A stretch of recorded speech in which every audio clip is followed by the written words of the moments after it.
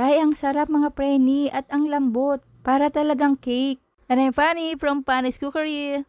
Sa isang mixing bowl, ilagay ang 4 na itlog, 1½ cups of sugar. Ilagay ang 3 cups of coconut milk at maglagay din ng 6 tablespoon of melted butter.